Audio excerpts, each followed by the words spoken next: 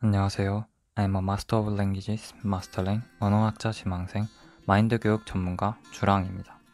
마인드 교육을 재밌고 의미 있는 이야기를 통해 잔잔하게 들려드리겠습니다. 마인드 스토리텔링 시리즈 그 첫 번째 이야기를 지금 시작합니다.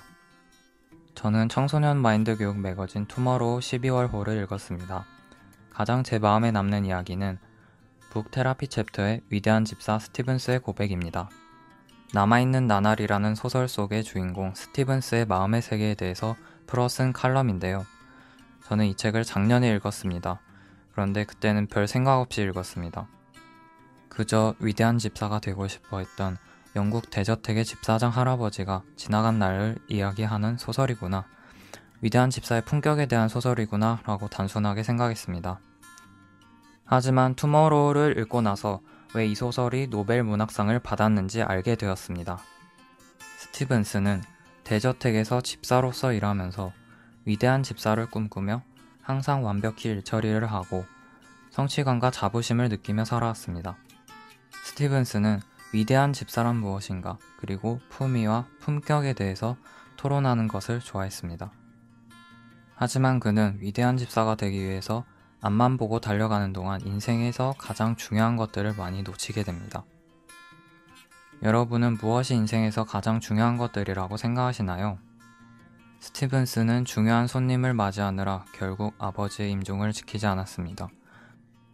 그리고 대저택의 주인이 유대인 하녀들을 해고하라고 했을 때 스티븐스는 자신이 위대한 주인을 모시고 있다고 믿고 싶어서 직접 유대인 하녀들을 해고했습니다. 그로 인해 스티븐스를 좋아하던 총무 켄턴 양은 그 저택을 떠났습니다. 스티븐스는 꽃을 가져다주는 켄턴의 마음도 켄턴을 향한 자신의 마음도 애써 무시한 채 모른 척합니다. 최고의 집사로서 업무가 먼저였기 때문입니다. 시간이 흘러 대저택에는 어느 미국인 부자가 새 주인으로 들어왔습니다. 새 주인이 스티븐스에게 여행을 가라고 휴가를 주면서 소설의 이야기는 시작됩니다. 스티븐스는 노인이 되어 그를 좋아했던 켄턴을 만나러 여행을 떠나면서 지나간 나날에 대해 이야기하며 위대한 집사가 되기 위해서만 살아왔던 인생을 후회하는 듯 했습니다. 마침내 할머니가 된 켄턴을 만나서 이야기를 나누게 되었습니다. 사실 그녀는 그 저택을 나왔을 때 아직도 그를 좋아하고 있었고 그가 찾아오길 기다렸다고 합니다. 하지만 지금의 남편이 된 사람을 만나게 돼서 지금은 남편을 사랑한다고 말합니다. 이 책은 마지막 페이지까지 지나간 나날만을 이야기하지만 책의 제목은 남아있는 나날입니다. 남아있는 나날에 대한 이야기는 마지막에 단 한마디밖에 나오지 않습니다.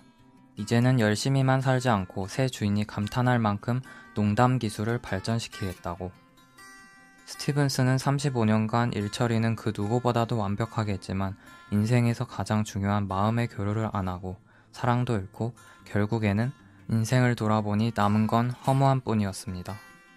그런 그는 자신을 고백하며 눈물을 쏟고 이제는 사람들과 마음을 교류하고 실없는 농담에 함께 웃으며 마음의 문을 열고 다가가겠다고 합니다. 이제 그의 남아있는 나날은 즐거움과 아픔에 공감하며 웃기도 하고 농담도 하는 나날이 되지 않을까요? 이 이야기를 읽으면서 제 고등학생 시절이 비춰졌습니다. 저는 그때 좋은 대학에 들어가야겠다.